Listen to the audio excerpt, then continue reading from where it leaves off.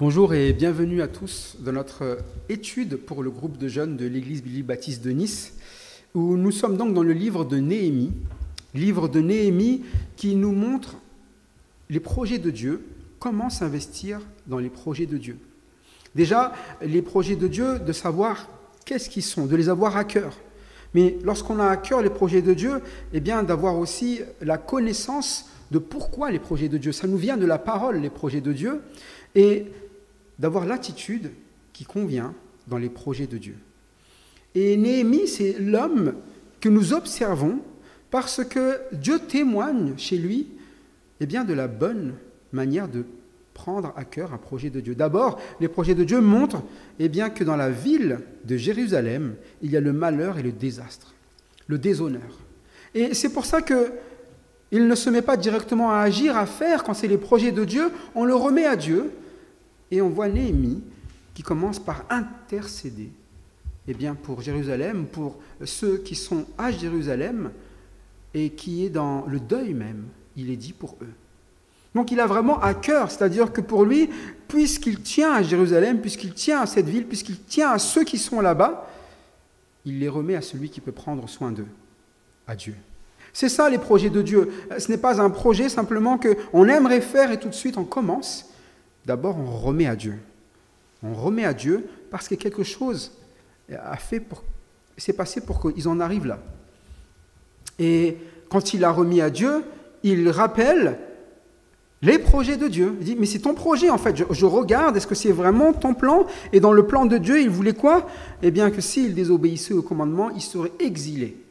Donc le fait que Jérusalem soit mur détruit, que les saints là-bas qui s'y trouvent, donc on va parler des Juifs ici, soit dans le déshonneur, soit dans le malheur, c'était normal parce qu'ils n'ont désobéi au commandement de Dieu. Et c'est la parole. Mais la parole a dit quoi aussi? Que combien même ils seraient exilés jusqu'aux extrémités de la terre, s'ils se repentaient de leurs péchés, s'ils marchaient, eh bien selon Dieu, il les ramènerait, tout simplement. Et c'est ça les projets de Dieu, c'est que vous le savez que c'est de Dieu, pas juste parce que vous estimez juste qu'il faut le faire, c'est parce que vous voyez que la parole vous a expliqué pourquoi on en est là, et que la parole vous explique maintenant comment sortir de là. Mais les projets de Dieu, ce n'est pas tout le monde qui y travaille. Et les projets de Dieu, il faut avoir la bonne attitude devant Dieu. Et la bonne attitude de Néhémie, ça n'a pas été de s'opposer eh bien, à celui qui avait autorité sur lui. Israël, à cette époque-là, est sous l'autorité d'Artaxerxès. Et Néhémie, eh bien, il était serviteur des boissons d'Artaxerxès. C'était lui qui était toujours là pour servir fidèlement la boisson, pour que le roi ne soit pas empoisonné, pour que le roi puisse avoir son vin, pour qu'il puisse boire en sûreté. Alors, pour qu'il puisse partir, il faut que le roi lui autorise. Il faut que le roi estime que ce qu'il va faire est plus important que ce qu'il fait pour le roi. Et quand on réfléchit, c'est un roi. Qu'est-ce qui est plus important pour le roi que de s'occuper de lui? Normalement, c'est chose impossible que de demander à un roi de nous laisser partir alors qu'il a besoin de nous pour s'assurer eh bien, d'avoir un bon service. Mais si c'est le projet de Dieu, ce n'est pas impossible si on fait les choses selon Dieu. Et devant Dieu, eh bien, Néhémie a prié en 2 secondes quand le roi lui a demandé « Qu'est-ce que tu veux ?» Quand le roi a vu qu'il était triste, quand le roi a vu qu'il avait quelque chose à cœur, qui lui faisait mal au cœur, le roi lui a demandé « Que voudrais-tu » Et si vous avez une ouverture, eh bien la première chose qu'il fait, ce n'est pas d'avoir répondu. Le verset 4 du chapitre 2 nous dit « Le roi m'a demandé « Que voudrais-tu » J'ai alors prié le Dieu du ciel. » Vous vous rendez compte, le roi pose une question. Qu'est-ce que vous faites quand quelqu'un d'aussi important vous pose une question? Vous le faites attendre ou vous lui répondez tout de suite? Il n'a pas vraiment fait attendre, mais il a donné la priorité à d'abord poser la question, remettre à celui qui est au-dessus du roi, c'est-à-dire Dieu, le Dieu du ciel. Artaxerxès est le roi de sa zone. Certains le considéraient peut-être même comme un dieu, mais là, il va s'adresser au Dieu du ciel, au-dessus d'Artaxerxès. Et dès qu'il s'adresse à lui, il répond. C'est une prière très rapide. Hein. Souvent, dans nos prières, nous pensons que comme nous faisons des prières longues, visibles de tous, c'est ça les bonnes prières. Là, vous n'avez pas Néhémie qui s'est mis à genoux, à terre, et puis qui a commencé à fermer les yeux, puis mais non, il a prié. Comme on s'adresse simplement à une personne qui est proche de nous, à Dieu le ciel, et il a répondu au roi. Quelque chose qui est selon Dieu, dit le verset 5, « Si tu le juges bon, et si moi, ton serviteur, j'ai obtenu ta faveur, j'aimerais que tu m'envoies en Juda vers la ville qui abrite les tombeaux de mes ancêtres pour que je la reconstruise. » Il explique son projet et il le demande au roi si tu le trouves bon. Et il demande au roi si j'obtiens ta faveur, si je suis un bon serviteur, est-ce que tu peux m'accorder ça? Souvent, nous, quand on veut faire quelque chose, quand on se trouve contre quelqu'un qui peut-être risque de s'opposer, on essaie de prendre ce qu'on appelle des voies tortueuses. C'est-à-dire qu'on passe par derrière, on va essayer de lui présenter quelque chose pour que voilà... Non, il dit explique. Il montre son état, il explique à celui qui a autorité sur lui. Et c'est ça l'attitude que Dieu nous demande. Ce n'est pas que nous soyons des rebelles, des orgueilleux, des personnes qui agissons au-dessus de ceux que Dieu a mis comme autorité, mais que nous apprenions à nous soumettre et à demander, est-ce que tu te juges que c'est bon? Est-ce que je te suis agréable? Si vous êtes quelqu'un qui est agréable, qui est toujours quelqu'un qui a rendu un bon service, quelqu'un à qui on peut faire confiance, qu'est-ce que va lui dire le roi? Quand est-ce que tu reviendras? Il ne lui a pas demandé plus d'explications, c'est quand est-ce que tu reviendras? C'est-à-dire que oui, parce que c'est toi. Parce qu'il a un témoignage devant ce roi, et le roi lui dit, combien de temps ton voyage durerait-il? C'est tout. Il ne lui a pas demandé d'autres garanties. Et il y a des choses qu'on ne connaît pas de la vie de Néhémie, mais le roi témoigne pour Néhémie que c'est quelqu'un à qui il peut faire confiance, parce qu'il reviendra. Mais combien de temps ton voyage durerait-il et quand serais-tu de retour? Et non seulement il l'envoie, mais il va l'envoyer, nous dit le verset 9, « Arrivé vers le gouverneur de la région située à l'ouest d'Euphrate, je leur remis les lettres du roi. Celui-ci m'avait fourni une escorte de chefs de l'armée et des cavaliers. » Donc non seulement il est parti, mais il est parti avec plus que ce qui aurait pu être demandé. Il a demandé effectivement du matériel, mais il est parti même avec quoi? Une escorte. Vous vous rendez compte, il est le serviteur du roi, il est là pour donner des boissons, il n'avait pas vraiment un poste élevé, quelque chose qui méritait une escorte, mais le roi lui a donné une escorte. C'est-à-dire que le roi le protège. Celui de qui il doit avoir peur de demander, parce que c'est le roi, c'est l'autorité. Et vous savez que les rois, à cette époque-là, ce n'est pas comme aujourd'hui, il n'y a pas de diplomatie. Il veut pas, s'il veut, ok, s'il ne veut pas, point. Et non seulement il veut, mais il va le protéger. Et vous savez, c'est pour ça que Dieu nous cherche d'abord dans notre vie à ce que nous ayons la bonne attitude avant de parler de projet. Quelqu'un qui veut rentrer dans les projets de Dieu, il doit avoir la bonne attitude pour amener à son terme les projets de Dieu. Pour être, dans les projets de Dieu, il faut laisser Dieu agir et reconnaître Dieu qui agit. Le verset précédent, le verset 8, nous l'explique. Il a dit, « Le roi m'a accordé tout cela, car, dit la fin, la bonne main de mon Dieu reposait sur moi. » Il a confiance en qui, Néhémie? Dans le caractère du roi? Il a confiance dans la situation qui est bonne? Non, il a dit, puisque c'est le projet de Dieu, c'est dans les mains de qui? De Dieu. Donc je l'ai remis à Dieu. Si le roi avait dit non, ça aurait été un échec? Non, ça repose sur la bonne main de Dieu. Si c'est selon la parole, si c'est selon la volonté de Dieu, alors Dieu te demande juste d'avoir l'attitude qui convient, de faire les choses selon la parole et de prier. Et qu'est-ce qu'il fait? Sa bonne main repose sur toi. Et on arrive ici au verset 10 jusqu'au verset 20, que l'on va lire. Donc voilà, la bonne main de Dieu repose sur lui. Le voilà donc qui arrive dans Juda, Jérusalem. Et le verset 10 jusqu'au verset 20 nous montre la situation à son arrivée. Versets 10 à 20 du chapitre 2 de Néhémie. Sambala le Horonite et Tobija le fonctionnaire ammonite ont appris avec un très grand déplaisir que quelqu'un arrivait pour s'occuper du bien-être des Israélites. À mon arrivée à Jérusalem, j'y suis resté 3 jours. Puis je me suis levé pendant la nuit, accompagné de quelques hommes, sans avoir encore dévoilé à personne ce que mon Dieu m'avait mis à cœur de faire pour Jérusalem. J'avais pris une seule bête avec moi, celle que je montais. Sortant donc de nuit par la porte de la vallée, j'ai pris la direction de la source du dragon et de la porte du fumier. J'examinais la muraille de Jérusalem avec ses brèches et ses portes dévorées par le feu. Je suis passé près de la porte de la source et du bassin du roi sans trouver de passage pour ma monture.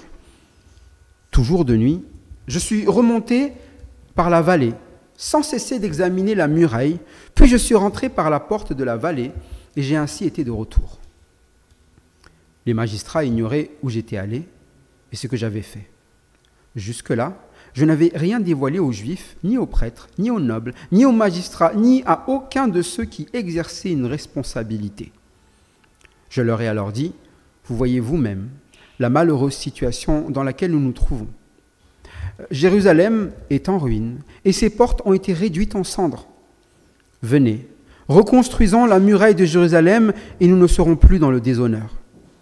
Puis je leur ai raconté comment la bonne main de mon Dieu avait reposé sur moi. Et je leur ai rapporté les paroles que le roi m'avait adressées. Ils ont dit, levons-nous et mettons-nous au travail. Et ils se sont fortifiés dans cette bonne décision. Sambala le Horonite, Tobija le fonctionnaire ammonite et Geshem l'arabe ont appris ce qui s'était passé. Ils se sont moqués de nous et nous ont traités avec mépris.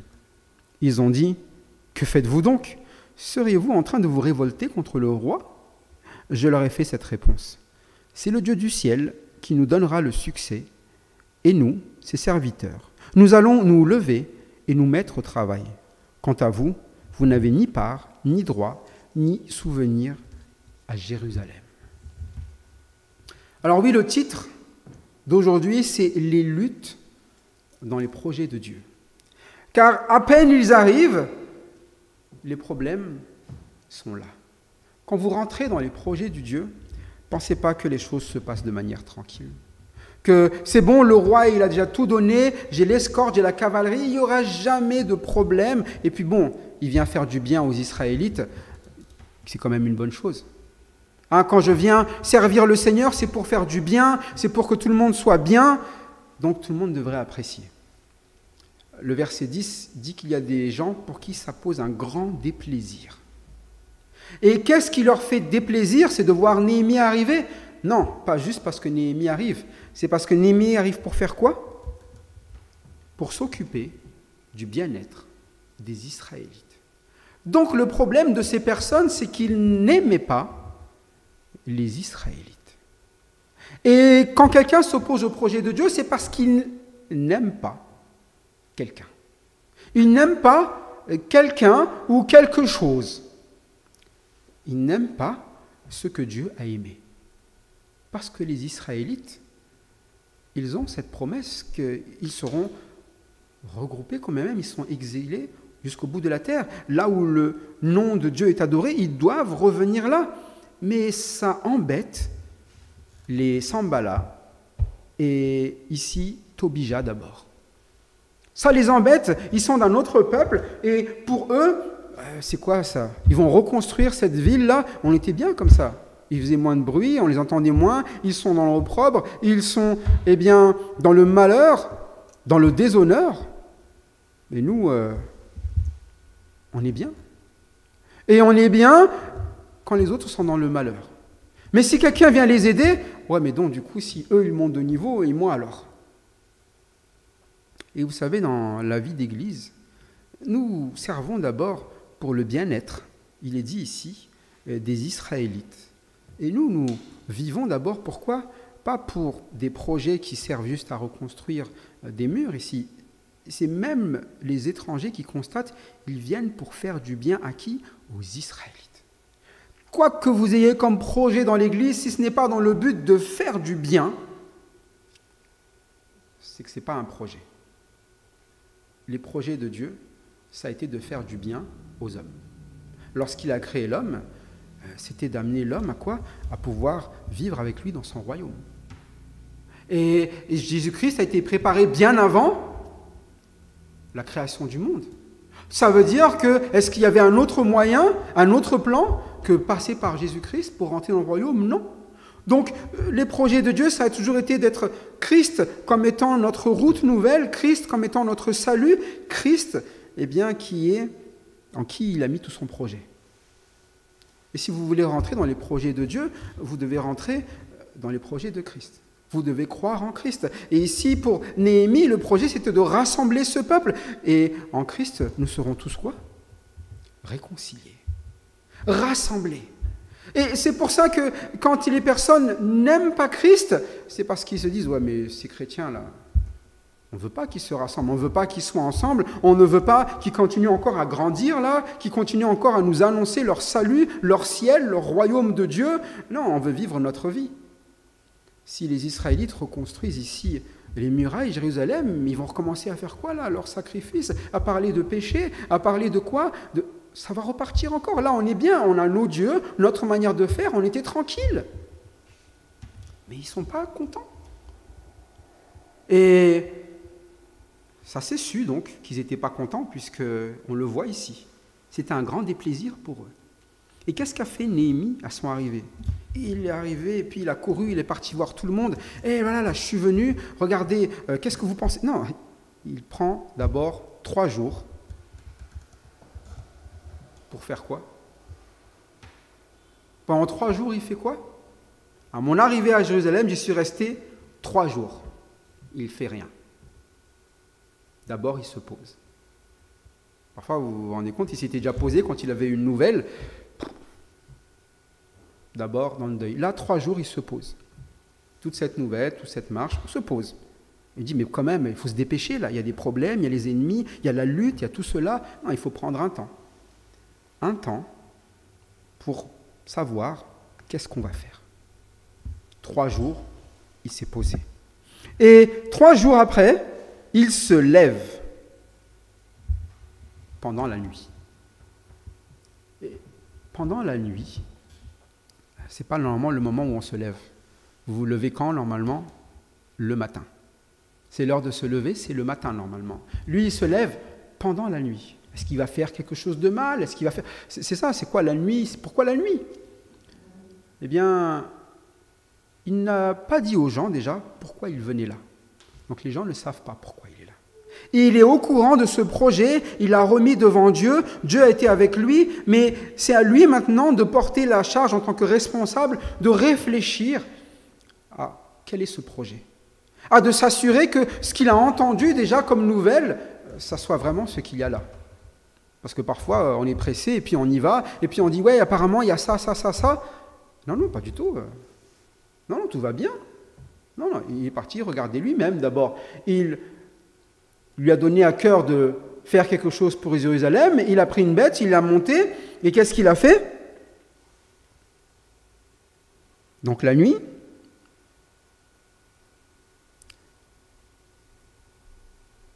c'est le verset d'après. Sortant donc de nuit par la porte de la vallée, j'ai pris la direction de la source du dragon, la porte du fumier, j'ai examiné la muraille de Jérusalem et ses brèches, et ses portes dévorées par le feu. C'est bien ça qu'on lui a dit. La muraille de Jérusalem est pleine de brèches, et ses portes ont été réduites en cendres. Donc qu'est-ce qu'il vient faire? Regardez à quoi ressemblent ces brèches, et à quoi se ressemblent ces portes en cendres. Est-ce que c'est... En quel état c'est? De le voir avec ses yeux, de se dire, voilà, le Seigneur m'a mis ça à cœur, mais j'ai besoin de voir, de comprendre avant de faire quoi que ce soit. Mais nous, souvent, quand on a des projets, on se précipite. Il y a ça, et puis on va à gauche, et puis il y a ça, on va à droite. Non, 3 jours déjà, il se pose, il réfléchit à ce qu'il va faire, il va de nuit, il ne crie pas devant les autres, regardez ce que je suis venu faire. Il prend juste quelques hommes, son cheval, et il va voir ce qu'on lui a dit. Parfois, on nous rapporte des choses, vous savez, dans l'église, on dit, tu sais que machin, il est un peu comme ça dans sa vie, tu sais qu'un tel, il y a cela, tu sais que nanana. Et puis, parfois, on se dit, ah, mais il y a ça, et puis hop, on va directement aller le voir. Non, on dit, on va voir. Prends le temps d'observer. Est-ce que c'est vraiment ça? Et est-ce que c'est vraiment ça le problème? Tu examines cette fameuse brèche. Tu examines ces portes qui sont dérobées par le feu. Et tu regardes. Parfois, oui, c'est vraiment ça. Parfois, c'est pire que ce qu'on nous a dit. Parfois, mais la manière de faire, c'est de toujours faire les choses, d'examiner. Quand on fait un projet, on ne s'emballe pas, on examine. On fera des projets ensemble, mais on ne va pas s'emballer. Souvent, on va dire là, ah, j'ai tel et tel projet, peut-être vous allez dire, oh non, mais pourquoi est-ce que mon projet, ça n'a pas été pris en compte? Il n'y a pas de prendre en compte, on va examiner, de savoir où sont les priorités. Parce que là, il va dans chaque porte et il examine partout dans ces portes quoi? La muraille. Il passe par l'autre porte, il regarde à chaque porte et il va trouver toujours des choses. Il n'y a pas quoi ici au verset 14, sans trouver de passage pour ma monture. Il voit un autre problème même. Là, on ne peut même plus passer. Et il va continuer. Verset 15. Toujours de nuit. Pas fini ce qu'il a à faire. Il est remonté par la vallée sans cesser de faire quoi? D'examiner la muraille. Tout le long, il fait quoi? Il examine la muraille. Pourquoi est-ce qu'on examine quelque chose? Pour savoir dans quel état c'est. Tu as une information première. Maintenant, la question c'est, voilà, dans ce projet, qu'est-ce qu'il y a à faire? Il l'examine sans cesser. Puis, seulement à la fin, je suis rentré par la porte de la vallée et j'ai ainsi été de retour. Ça a duré quand même un temps pour faire tout ce tour, de regarder. Et c'est quand il a tout vu, tout examiné, qu'il s'est fait une idée claire, selon ce que Dieu lui a mis à cœur, il a pu constater, c'est simplement là qu'il va parler. Jusqu'ici, personne ne sait pourquoi il est là, mais c'est ce qu'il va dire au verset 16, de ce qu'on a vu tout à l'heure. Les magistrats ignoraient où j'étais allé, ce que j'avais fait. Jusque-là, je n'avais rien dévoilé aux Juifs, ni aux prêtres, ni aux nobles, ni aux magistrats, ni à aucun de ceux qui exerçaient une responsabilité. Je dis, il a fait des trucs en secret, il ne consulte pas les autres. Non, d'abord, avant de parler, il réfléchit à l'état réel. Il ne commence pas à engager tout le monde là dans le projet. Et simplement après, il en parle. Verset 17. Et il ne dit pas « j'ai vu », il dit « je leur ai dit d'ailleurs, je leur ai dit alors plutôt, vous voyez ». On voit la même chose. Est-ce que vous voyez ce que je vois? Qu'est-ce que je vois? Qu'est-ce que vous voyez? Vous voyez vous-même la malheureuse situation dans laquelle nous nous trouvons. Il faut donc que tout le monde voit la même chose. Pas que certains se disent « non, mais moi je ne vois pas ça, toi je vois ça ». Non, on doit voir la même chose. Qu'est-ce que l'on voit?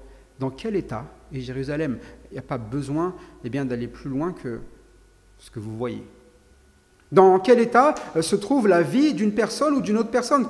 Quel état vous vous trouvez? Si vous voyez quelqu'un qui est toujours là, contrit, affaibli, râlant, se plaignant, vous voyez donc qu'il a un souci. Si vous voyez quelqu'un qui est dans un péché, donc quelqu'un qui est toujours rebelle, quelqu'un qui s'oppose, vous voyez ce qu'il y a dans la vie de la personne. Il est dans le malheur, dans l'opprobre.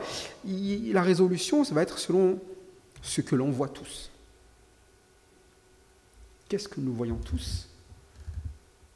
Eh bien, Jérusalem est en ruine et ses portes ont été réduites en cendres. On lui a déjà dit, il l'a vu. Maintenant, tout le monde le voit. Mais on ne va pas s'arrêter en disant, voilà, écoutez, moi j'étais pas là, ça fait des semaines, des mois, j'ai pas là, vous n'avez rien fait, vous êtes vraiment des personnes là qui ont laissé ça. Et il n'est pas là pour blâmer ce qui se passe là-bas, il dit, venez. Venez parce que c'est notre Jérusalem, c'est notre ville, c'est nos portes, c'est notre pays. Venez, reconstruisons la muraille de Jérusalem. Et nous ne serons plus dans le déshonneur. Il ne s'écarte jamais, Néhémie, du malheur des autres. Le déshonneur, c'est Jérusalem et ceux qui habitent dans Jérusalem. Et on pourrait se dire, Néhémie, il est quand même honoré, il vient là avec son armée, son escorte, il vient là envoyé avec des lettres du roi, il est honoré. On pourrait se dire, waouh, quel honneur, il est incroyable, il est élevé, mais non, il se sent comment? Dans le déshonneur, à cause de ce qu'il a vu. Pas à cause de sa situation personnelle, qui a l'air d'être bien après tout, il est aimé du roi en plus. Non, il voit l'état, les cendres, et la muraille avec ses brèches. Et il voit le déshonneur que vivent les gens de son peuple. Et il les amène à quoi? À sortir du déshonneur. Et comment est-ce qu'on sort du déshonneur? C'est à tous ceux qui sont dans le déshonneur qui leur donne de quoi? Venez. Il ne dit pas, ceux qui sont dans le malheur et dans le déshonneur, vous restez là, c'est nous qui allons faire pour vous rétablir. Il dit non, venez, reconstruisons la muraille de Jérusalem et nous ne serons plus dans le déshonneur. Pour sortir du déshonneur, de l'opprobre, de la honte, il faut se lever.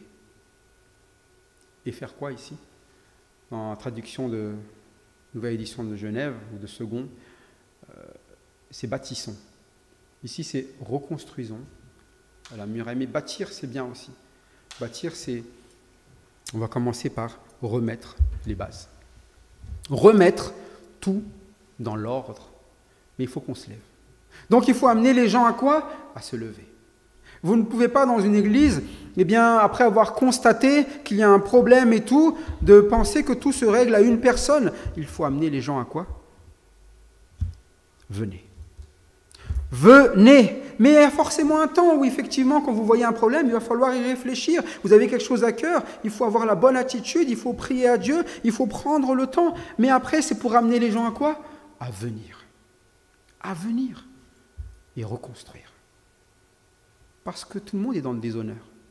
Et il y en a un qui est honoré et les autres dans le déshonneur et c'est lui qui va être le Superman. Non, tout le monde va agir. Au même niveau, on est tous dans le déshonneur. Le verset 18 précise, le témoignage même de Néhémie à ceux qui l'écoutent. Puis je leur ai raconté comment la bonne main de mon Dieu avait reposé sur moi. Et il leur ai rapporté les paroles que le roi m'avait adressées. Néhémie raconte le début de ce projet. Ça n'a pas commencé quand tout le monde s'est levé à bâtir, ça a commencé quand la main de Dieu s'est posée sur lui. Et il a raconté comment. C'est un témoignage. Il raconte comment Dieu œuvre dans sa vie. Et comment vous voulez amener les gens à se lever, à bâtir? Il faut déjà que vous, dans votre vie, vous vous soyez levés et que vous avez accepté que le Seigneur bâtisse dans votre vie. Qu'il fasse de vous des personnes qui soient des personnes qui accueillent les projets de Dieu, des personnes qui font les choses comme la parole de Dieu le dit dans leur projet et qui est l'attitude de Dieu. Mais dans votre témoignage, vous n'allez pas louer comme quoi vous avez une super attitude, comme quoi vous allez... Non, vous allez louer quoi? La bonne main de votre Dieu, qui a débloqué la situation en vous disant exactement quoi faire et dans quelle situation. Parfois, il y a des situations qui semblent être bloquées. Des relations qui sont bloquées. Des projets qui sont bloqués. Et on se dit, il n'y a plus de solution. Là, on a tout essayé, c'est bloqué. Là, on a tout essayé, c'est bloqué. Mais comment on débloque? En laissant Dieu poser sa main. C'est mon projet. Vous savez, dans les projets de Dieu, il y a beaucoup de choses. Dans les projets de Dieu, il y a l'Église. Oui, c'est son projet. Dans les projets de Dieu, il y a votre famille. Dans les projets de Dieu, il y a votre travail. Dans les projets de Dieu, il y a beaucoup de projets que Dieu souhaite voir grandir dans notre vie. Et Dieu, par exemple, il souhaite que nous puissions élever nos enfants. C'est dans les projets de Dieu. Que nous puissions avoir une vie de famille, c'est dans les projets de Dieu. Mais parfois, nous sommes bloqués dans ces domaines-là. Bloqués, ne sachez pas comment faire. Bloqués dans nos relations personnelles avec les autres. Bloqués parce que nous ne remettons pas les choses à la main de Dieu. Nous voulons que ça reste dans notre main. Vous savez, moi, il faut que j'ai le contrôle. Il faut que j'ai tout en main. Si je n'ai pas tout en main, je ne démarre pas. Il a commencé le projet quand il n'avait rien en main. Il avait quoi en main, Néhémie, au début? Il avait une bouteille de vin, peut-être, et un verre. Il n'y avait rien en main, juste servir le vin au roi. Il n'avait rien pour construire, il n'y avait rien pour y aller, il n'y avait peut-être même pas la possibilité d'y aller. Mais quand c'est le projet de Dieu, il débloque. Quand vous constatez que c'est la parole de Dieu qui vous pousse à faire quelque chose, quand vous priez, quand vous remettez, quand vous vous soumettez, eh bien Dieu, certes, il résiste aux orgueilleux, ceux qui ne se soumettent pas, mais il fait grâce aux humbles. Il y a l'humilité ici d'une personne qui ne présente pas sa vie comme étant différente de celle des autres. Il présente plutôt la main de son Dieu qui a reposé sur lui. Et il lui a rapporté quoi? Les paroles du roi. Il n'y a pas de mot de place de Néhémie, il ne parle pas de lui, il parle de ceux qui l'ont aidé. Non seulement la main de Dieu, mais il va aussi rapporter ce que le roi a fait. Le roi qui pourtant n'est pas un ami des Juifs, mais il va l'expliquer, c'est lui aussi qui nous a aidés.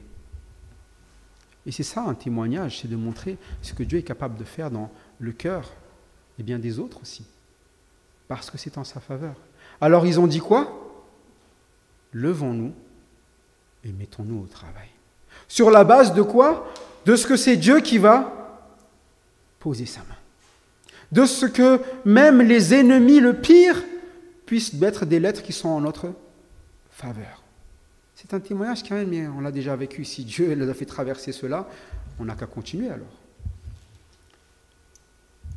Et ils se sont fortifiés dans cette bonne décision. Vous voyez, il n'y a pas de tergiversion, il n'y a pas d'opposition, ils se fortifient. Donc on n'a pas là des personnes qui sont en train de discuter, qui sont en train de dire oui, mais on ne peut pas, on est trop peu nombreux, c'est trop compliqué, tu as vu tout ce qu'il y a à faire. Et la discussion n'est pas là. Si c'est la main de Dieu, si ce sont les projets de Dieu, c'est une décision qui est comment alors?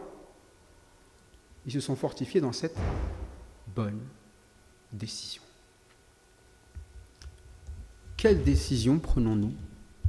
Est-ce que nous prenons les décisions de faire confiance à Dieu ou prenons-nous les décisions de garder tout entre nos mains? Quand vous prendrez la bonne décision, il y a toujours quelque chose qui se passe. L'ennemi vient une fois, et revient 2 fois, et 3 fois, et 4 fois, jusqu'à la fin du projet. Mais ici, au verset 19, on voit qu'il revient, et il y en a un en plus. Vous avez Sambala toujours, Tobija, et maintenant il y a Geshem. Et ils ont appris ce qui s'est passé. Ils ont tous pris quoi? Une décision commune. Ils vont se lever et bâtir, se lever et se mettre au travail. Et qu'est-ce qu'ils ont fait? On attaque le moral ici.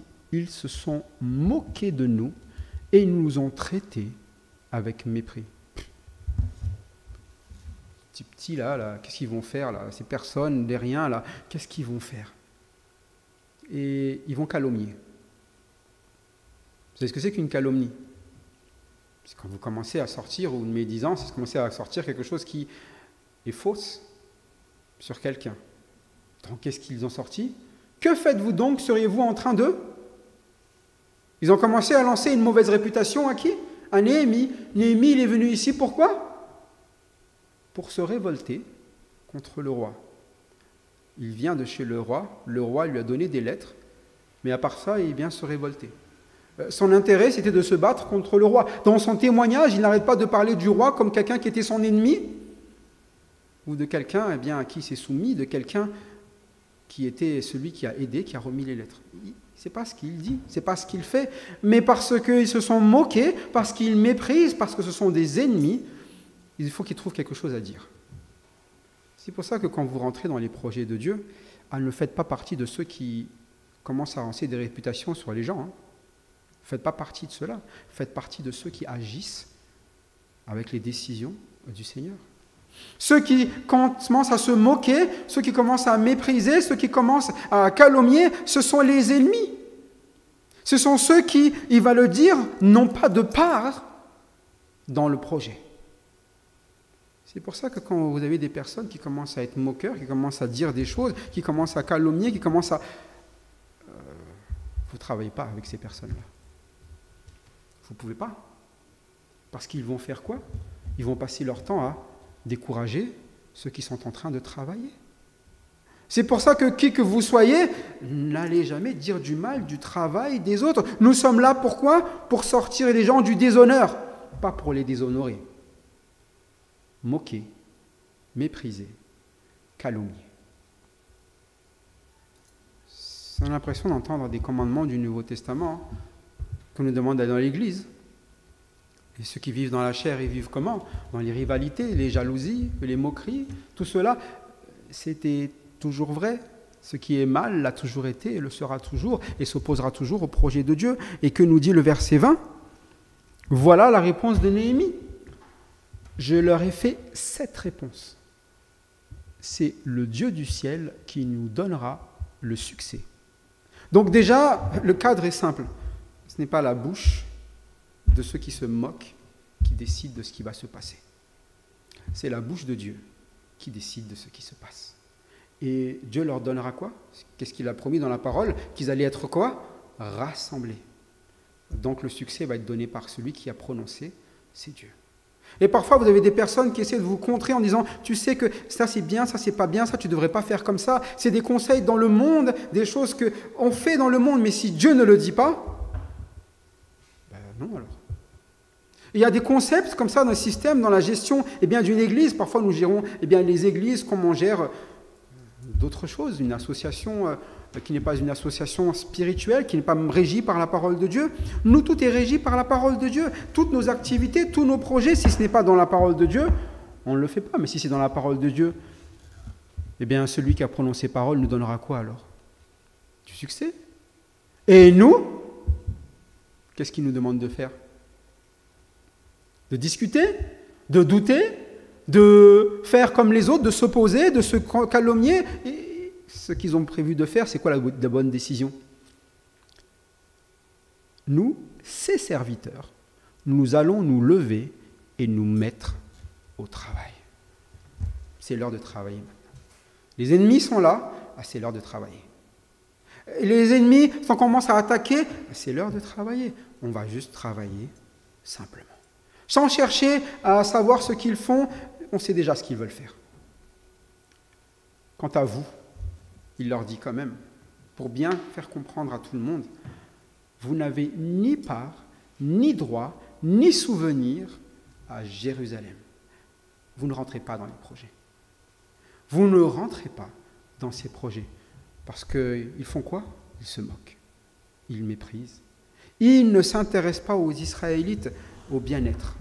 Ils s'intéressent à quoi? À eux et à ce qu'ils voudraient. Ils ne veulent pas de cette muraille. Dans un projet, on n'est pas là pour faire valoir ce qu'on veut. On est là pour faire valoir ce que Dieu veut. Qu'est-ce que Dieu veut? Il veut le bien des Israélites. Dieu veut le bien de chacun d'entre vous maintenant en Jésus-Christ. Il veut le bien, de tous ceux qui sont dans le corps de Christ. Si vous êtes hors du corps de Christ, vous n'avez pas de part, mais si vous êtes dans le corps, vous avez part. Et dans une église locale, si vous êtes d'une église locale, vous avez part. Si vous n'êtes pas de cette église et que vous vous moquez d'une église, vous n'avez pas part de cette église. Moi, je ne suis pas là pour commenter ce qui se passe dans les autres églises et leurs projets. Moi, je parle de notre église. Si vous avez part, travaillez. Et levez-vous et travaillez. Mais vous n'allez pas commencer à vous moquer. Oh, c'est nul ici, t'as vu, dans l'autre église, c'est comme ça. Ouais, mais t'as vu, c'est... Dans ce cas-là, vous n'avez pas de part ici.